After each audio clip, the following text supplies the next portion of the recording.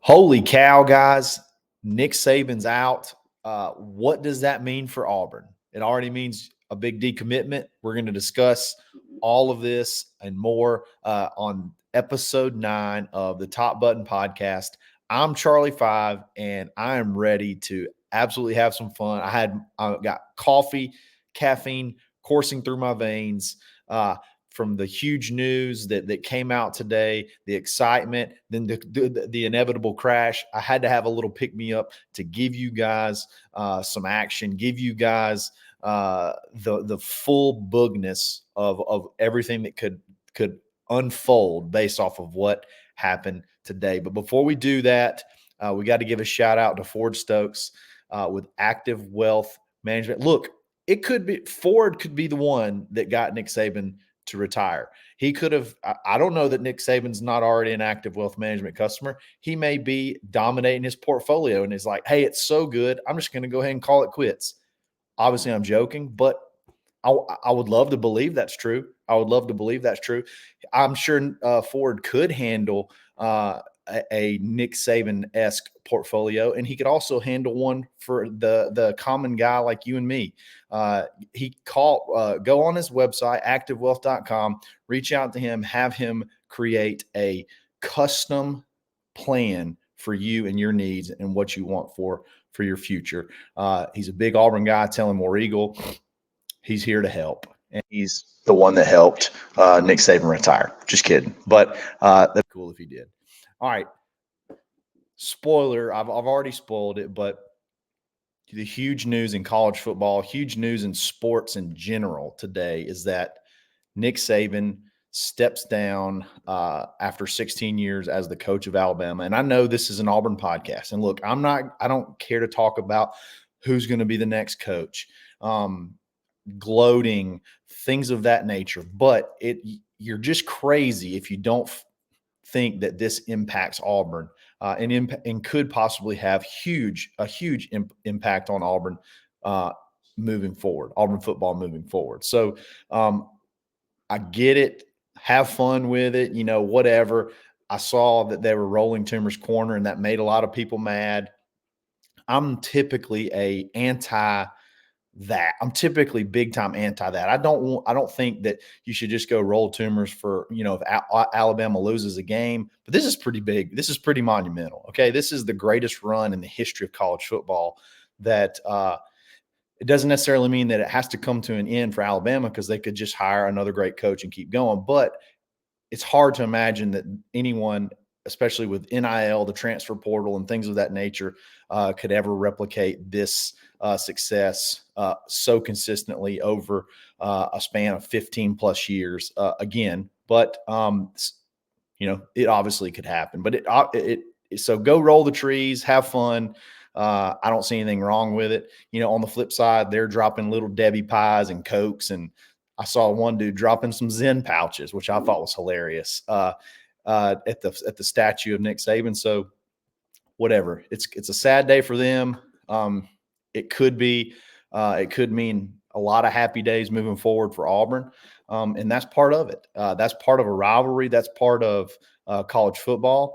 And, we kind of knew this day was coming eventually, but I think it was pretty much a shock to everybody. So again, I don't want to spend a ton of time talking about Nick Saban, other than he's so good that I became apathetic to Alabama. Like I guess I just quit hating them, because it's like, man, I'm wasting a lot of time. I'm going to divert my energy to Georgia.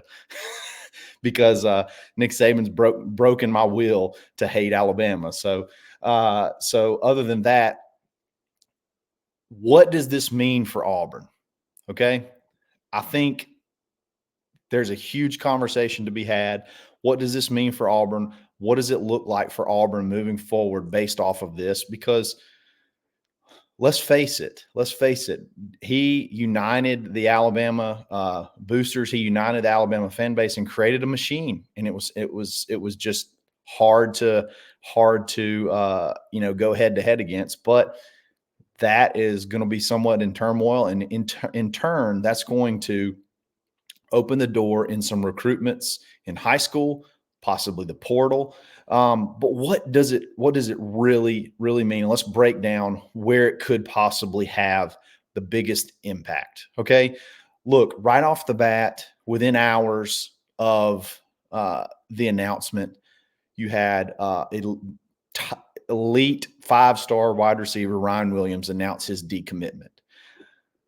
It can be argued, there's people that'll tell you, you're going to hear it from your Alabama friends. Oh, you can have him now. You wouldn't have got him if Saban was here, blah, blah, blah, blah, blah. And that may be true, but I feel like I felt very confident he was flipping regardless. But needless to say, still the timing, he went ahead, he decommitted, he's back on the market. He's eliminated Alabama. Okay. Alabama is not in the running with Ryan Williams anymore. It's Auburn and Texas. Auburn and Texas. He's not even going to take an official visit, I don't believe, to Alabama anymore. Texas has obviously committed currently KJ Lacey, his quarterback from high school. So you would think that would put them sort of in the driver's seat. But I still believe, and I've believed for a long time, that he ends up at Auburn. I think this definitely doesn't hurt, but I think he was going to be here regardless if Saban was there or not. So that happened within minutes. A lot of people are going to tie it to that, and that's fine. That's fine. I don't really care because this kid could be so program changing that I don't care how you get him.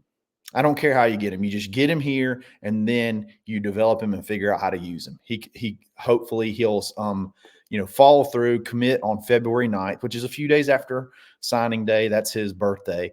But you get him in and you add him to that freeze 5, and you're just talking about all the marketing and the hype and everything that can be built around that. All those wide receivers were tweeting about him today. So I think that's really cool. Like typically those guys I feel like would be looking over their shoulder like, oh man, should we sign this guy? I don't know if we want to sign this guy because he could take catches away from me.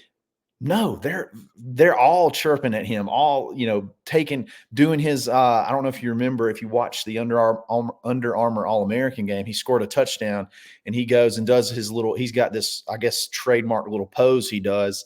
And then there's guys tweeting from the bowling alley tonight at Auburn, and they're all the wide receivers. They're panning around. All the wide receivers that are there or whatever are doing, the Ryan Williams pose. I think that's incredibly cool that they're so fired up to get this guy. And I think it's just the momentum's going in that direction. And now you only have Texas. And then I still believe that KJ Lacey I do not believe he ends up at Texas. I think he also ends up at Auburn. So now all you really need to do is have maybe that KJ Lacey flip can help Ryan Williams, or maybe the Ryan Williams commitment can help the KJ Lacey flip. But I don't necessarily think that I guess I just don't really feel a threat from Texas. And he may go there, and then we may have to just completely erase this show from the universe.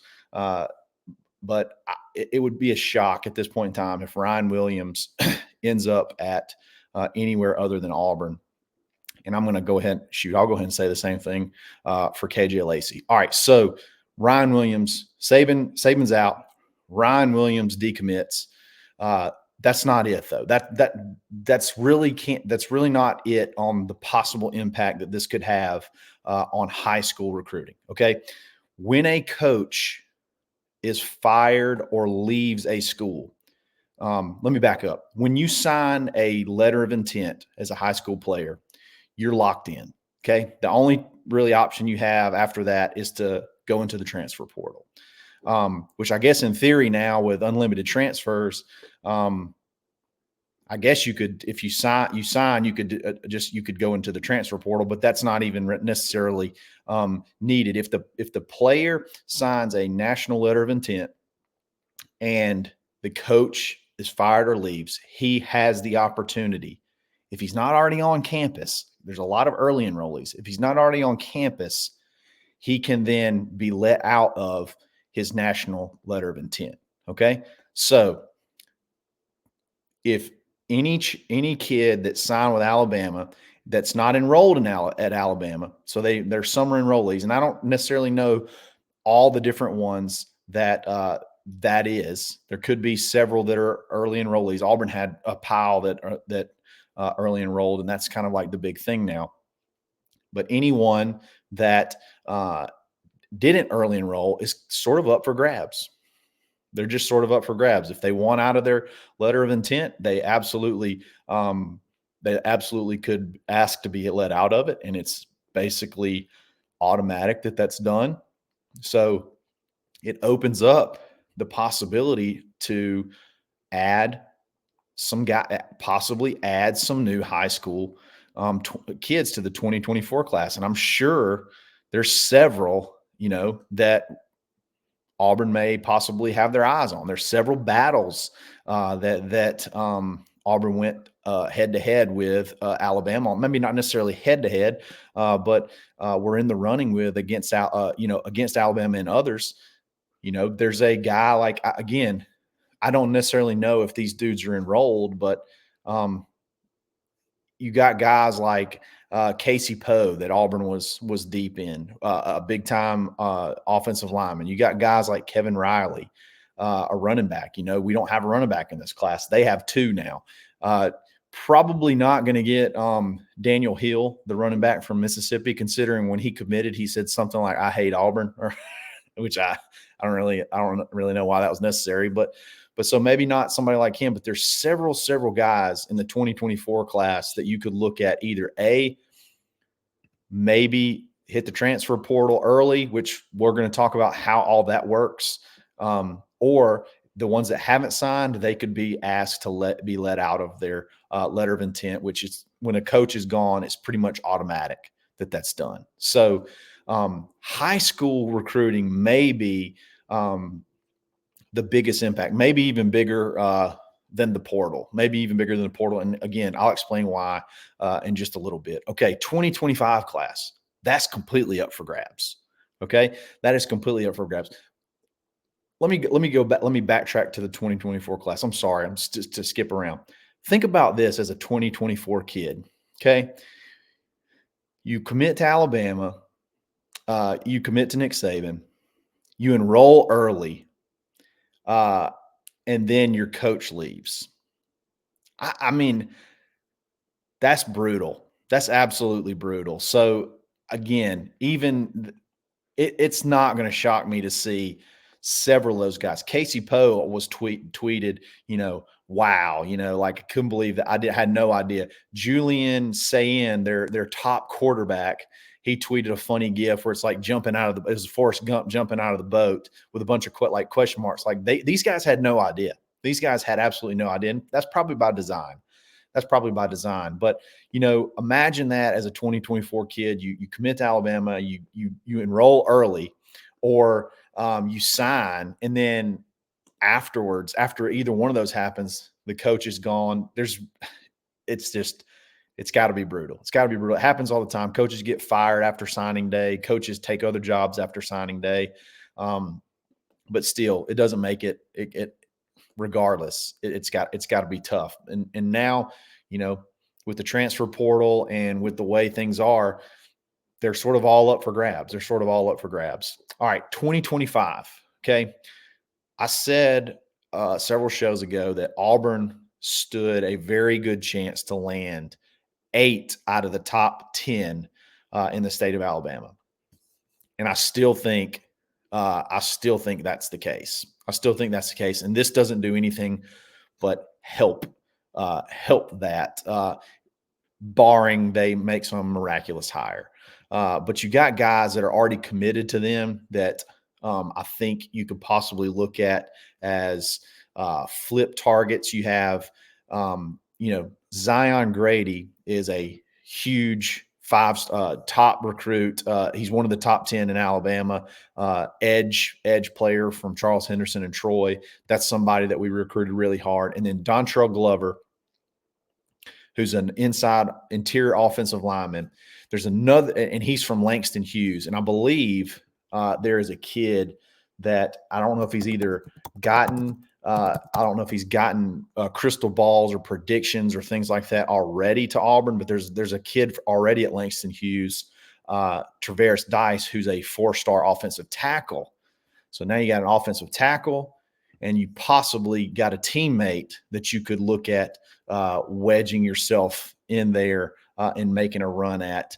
And then, all of the uncommitted prospects that you felt like you're going to have to go, battle. I mean, it's no, that 8 out of 10 was not going to come easy regardless. It was going to, and that may be pie in the sky, but I felt like we had a really good shot to land 8 out of the 10. And this only to me strengthens that. So regardless if they even make a really good hire, you got to think that it's going to be tough to come into this area, hire a staff, create relationships, and kind of make that happen when Hugh and Co have already had over a year to build, start, work these kids for 2025, and then obviously 2026 and beyond. So high school recruiting is, to me, that's got to be the lifeblood of your program. That's where you got to excel. You got to be able to win battles in your state, and that was a huge hit. That's a monumental hit to the trail for Alabama at a great time. What a fortunate time for Hugh Freeze, and all the hard work he's put in this past year, and what it could build and snowball for now moving forward. So again, I'm going to try to keep you posted on all the possible names as we go. It's so early. I mean, it's so early that you really haven't wrapped your head around it yet of what happened. But I'm going to try to keep you posted on, is there any 2024 guys that enrolled early that may hit the portal? Is there any 2024 unsigned guys with Alabama that we maybe could make a run at? So I know there's a few great ones on there that we'd love to add if we could. So let's see how things go there, because I think your biggest benefit is going to be from high school recruiting now and in the future. Now let's talk about the transfer portal, because everybody seems to think that everybody's just going to leave Alabama. We can go pick whoever we want, and there's all this stuff lined up. And in reality, the way timelines work out on this thing, I don't necessarily see. I think it's a little bit too late in the game for there to be a huge push for the portal. And I could be, again, I could be way wrong. I'm being a little bit skeptical of how this would all play out because of the way the timelines work. And I'm going to explain exactly what that means. So when a coach is fired, there's 2 portal periods. There's spring portal, and there's spring portal, which is right after spring practice. It's like 14 days. And then there's the December portal that opens in December and runs through February. Okay. The problem is classes have cutoff dates to enroll. Okay. And Auburn's is right around January the 17th.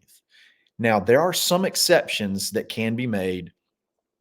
It's very rare, though, because the one thing that they don't like to do is to show favoritism to athletes, because that can open up a whole can of worms, as you can imagine. But so it's, when you're listening to this, it's January 11th.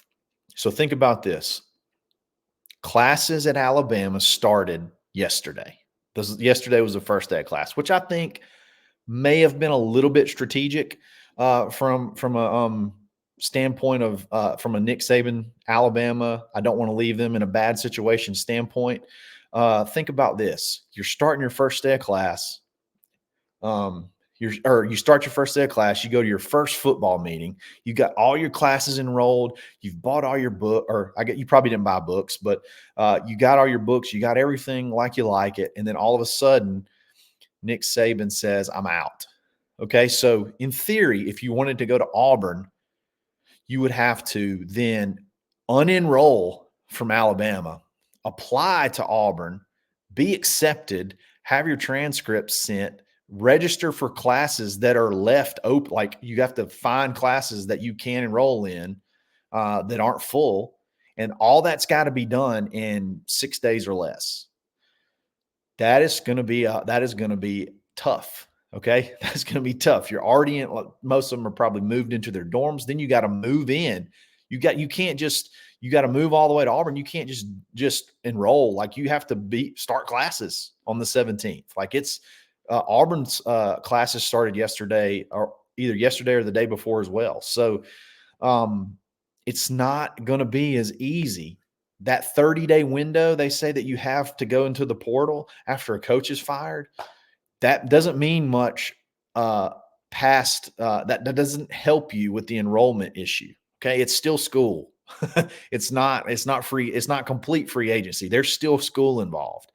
And some schools have mini mesters and things like that, different mini mesters and things like that you can do, that you can enroll in. But by all accounts, today is the 11th. It seems like there's about 6 days for Auburn to start adding kids. Now, they very well could pull it off. I think if you want to be a championship program, you ought to be able to expedite the entrance portion of it, the admissions and whatnot. You ought to be able to get some classes signed up.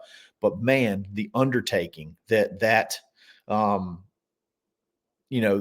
moving in, moving back out, moving all the way across the state, like number one, like you got to have some kind of like come down period off the shock that you have to be going through. Like, man, I just made this huge life decision based off this guy and he's gone. He's gone. Like I committed to this school. I signed with this school to go to Alabama to play for Nick Saban, and because he quote unquote puts people in the NFL, and now he's gone. So like I can imagine like that may take 24 hours just to register. So again, if the portal's not just absolutely popping with Alabama guys, I'm not going to necessarily be that surprised. They have time. They may want to wait and see what the hire is.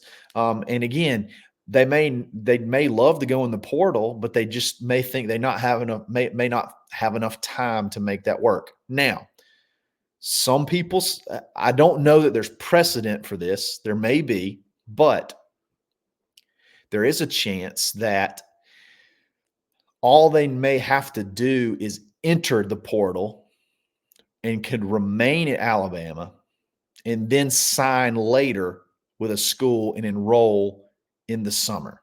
Now, that's tricky. So think about this, okay? 30 days from today is their portal window. They can enter the portal at any point in time in those 30 days, okay? But after about February, it's going to be really hard for them to enroll anywhere else. But I think there is a possibility that they can just, as long as they're in the portal, they can make a decision at a later date. Do they want to come out of the portal, or do they want to leave and go somewhere and enroll in summer? And then they'll be immediately eligible in fall. If they wait beyond that 30-day period, the SEC has a intra-conference transfer rule where if you don't go into the portal, we haven't 1,000% confirmed if it's just the portal or if it's enrolled completely in a new school. If you haven't done that in the spring, the beginning of the spring semester, you can't be immediately eligible if you go into the portal after spring and then enroll in summer. Okay, so the line of thought is hopefully, because it's just going to be so hard to get a kid to go into the portal and then get him to Auburn. Like that's another thing we haven't even thought about. Like they got to visit Auburn and they got to, you got to recruit them. you have to basically go, if you're going to go into the portal and enroll in another school, you almost have to do it sight unseen, which is, boy, what a gamble. So I just feel like kids are going to, it's so late in the game, and I think it was so well timed that I think it's going to be really hard for them to make quick decisions like you would need them to do to be able to get here in spring, uh, to get them going through spring practice and get them developed and things like that. So I wouldn't if I would not expect just a ton of portal popping. Okay. And then we may do this show on Tuesday and I'm completely wrong and it's just going nuts. But I think the timelines make things a little difficult. So if they're not in the portal and enrolled early, I think there's still a chance, as long as they're in the portal, that they could wait and possibly, as long as they're in the portal before that cutoff period, they could wait and possibly pick a school and enroll at a later date. But like, if you're in the portal, how does that affect your scholarship at Alabama? Like, do they just let you stay in school if you're in the portal and you're not going through spring practice or whatever? So there's that aspect.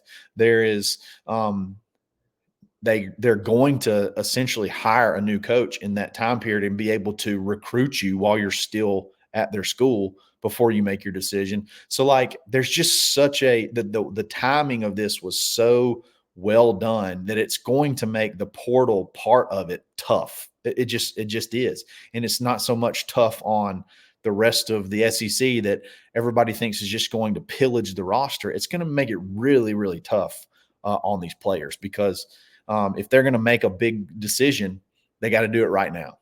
After all the shock, everything's worn down, they got to make a decision right now because time is obviously against them. So I personally think the biggest success that you can have from this is from high school.